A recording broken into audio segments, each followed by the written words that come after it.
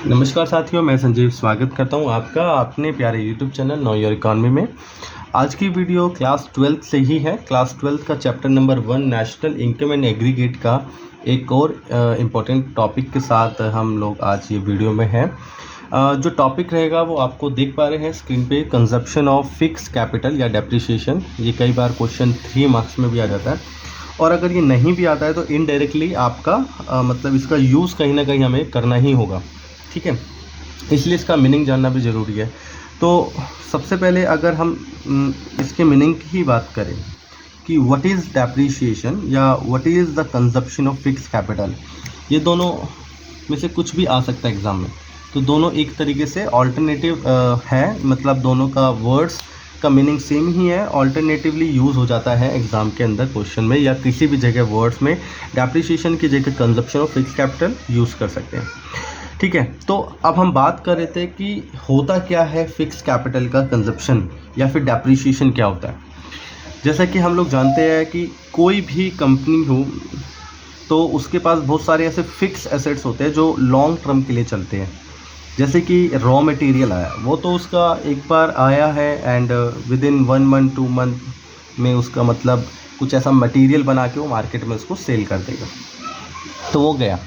लेकिन ऐसे टूल्स जो उसके पास है, उस कंपनी के पास है ना, या फिर उसकी जो बिल्डिंग है या उसने जो फर्नीचर परचेज़ करे हैं ताकि जो प्रोडक्शन की जो ये एक्टिविटी है पूरा जिसके लिए उतना बिजनेस चल रहा है वो जो है स्मूथली चलता रहे, मशीनरी उसने जो परचेज़ करी है तो वो किसी ऐसा नहीं होती है कि बस शॉर्ट पीरियड के लिए होती है, अभी लिया एंड वो हमारे जो हम प्रोडक्शन कर रहे हैं उसी के साथ उसी में मिलकर वो चली जाएगी आगे।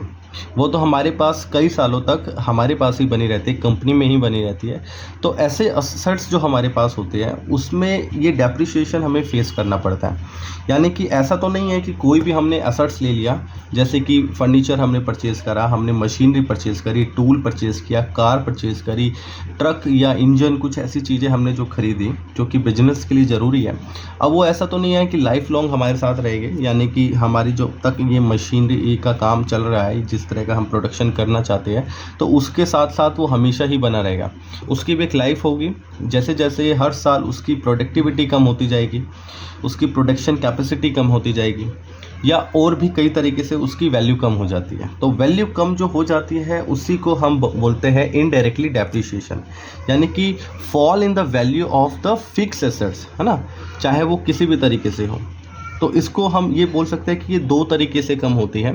तो डेप्रिसिएशन का मतलब हो गया जो हमारी फिक्स एसेट्स होती है, जो एक फिक्स टाइम पीरियड की हम बात करते हैं कि 1 साल में 6 महीने में किसी भी ड्यूरेशन को हम ले लेते हैं और उस ड्यूरेशन में चेक करते हैं कि इसकी वैल्यू, अगर हम एक्सपेक्टेड कुछ अंदाज़ा लगाते हैं या कुछ प्रोविज़न बनाते हैं तो इसकी वैल्यू जब हमने परचेज़ करी थी 5 लाख थी, तो 5 लाख अगर इसको हम रीसेल करेंगे मार्केट में तो ये 5 लाख की रीसेल नहीं होगी।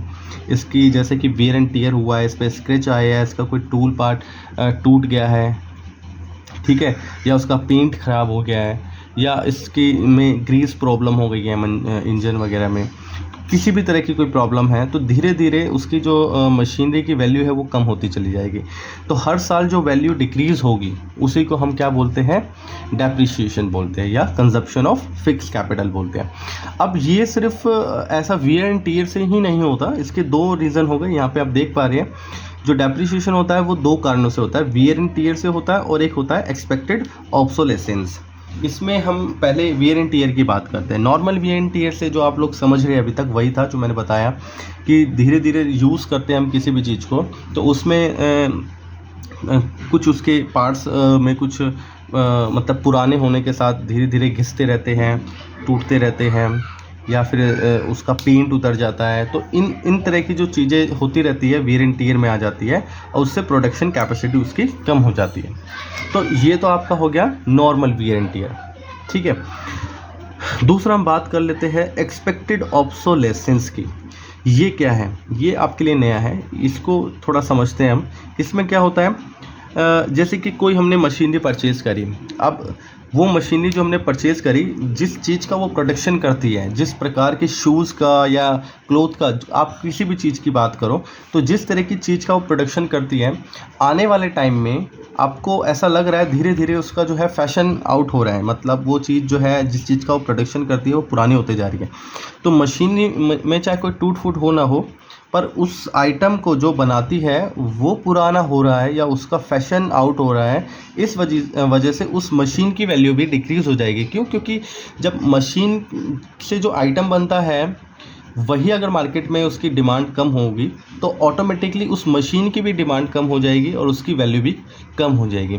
तो ये भी एक तरीके से डेप्रिसिएशन का तरीका है, जिसको हम कंजप्शन ऑफ फिक्स कैपिटल भी बोल सकते हैं। दूसरा, इसी के अंदर एक तो मैंने आपको बताया कि उस चीज़ की, जिस चीज़ का वो प्रोडक्शन कर रही है, उसकी डिमांड कम हो जाती है या उसका फैशन आउट हो जाता है, तो ये एक्सपेक्टेड ऑब्सोलेसेंस में आता है। या दूसरा हम कह सकते हैं कि ऑब्सोलेसेंस से मतलब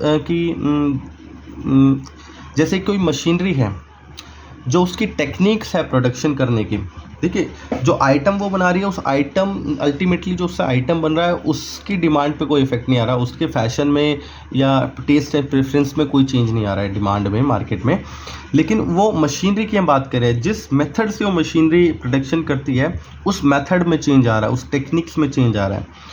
तो उस टेक्निक में चेंज आ रहा है। हो सकता है, देखिए आज से हम 10 साल पहले की बात करें या 20 साल पहले की बात करें, तो जो मशीनरी मार्केट में आती थी, आज जो मशीनरी उसी काम के लिए जो मार्केट में आती है, उसमें बहुत सारी हाईटेक नई नई चीज़ें ऐड होती जाती है, जिससे और काम इजीली हो जाता है, और काम फास्ट भी हो जाता है। तो पुरानी मशीनरी की वैल्यू जो है ऑटोमेटिकली इस वजह से कम हो जाती है, ठीक है, क्योंकि टेक्नोलॉजी में चेंज आ गया, और टेक्नोलॉजी में चेंज आने की वजह से जो ये मशीनरी थी हमारे पास, जो हमने पहले परचेज़ करी थी, उसकी वैल्यू डिक्रीज़ होती है। तो हम ये डिक्रीज़ हो या ना हो, हम ऐसा मान के चलते, एक्सपेक्टेड करके चलते हैं, और इसी एक्सपेक्टेड ऑब्सोलेंसेस को हम डेप्रिसिएशन में मानते हैं कि आज से आने वाले 5 साल बाद इसकी वैल्यू इतनी कम हो जाएगी, तो इसकी कोई वैल्यू नहीं रहेगी, या 10 साल बाद इतनी वैल्यू कम हो जाएगी। तो हम हर साल माइनस करते हैं इस डेप्रिसिएशन, तो ताकि जो हमारा टोटल रेवेन्यू होता है उसमें से कुछ प्रोविज़न बना सके, उस प्रोविज़न को प्रॉफिट से निकाल के फिर हम अगले 5 साल बाद, 10 साल बाद मशीनरी परचेज़ करनी होगी, तो एकदम से पैसा निकालेंगे तो जो बैलेंस शीट में प्रॉब्लम होगा, प्रॉफिट में प्रॉब्लम होगा। तो ये चीज़ ना हो, इसलिए हम हर साल ये एक्सपेक्टेड करके कि इतना वियर एंड टियर एंड इतना ऑब्सोलेसेंस हो सकता है, इस तरीके से हम प्रोडक्शन करते हैं। हाँ जी दोस्तों, तो ये था आज का जो हमारा टॉपिक है, consumption of fix capital. I hope कि आपको ये बहुत अच्छे से समझ में आया होगा। फिर भी अगर कोई डाउट है तो आप लोग मुझे कमेंट सेक्शन में बता सकते हैं। मैं वीडियो हमारी रेगुलरली चाहिए, तो आप हमारे चैनल को सब्सक्राइब कर सकते हैं, अपने दोस्तों के साथ शेयर कर सकते हैं जो इकोनॉमिक्स में एनरोल है, 11th क्लास में या 12th क्लास में उनके पास इकोनॉमिक्स है, तो ये वीडियो उनके लिए यूज़फुल रहेगी। थैंक यू सो मच दोस्तों, बाय बाय।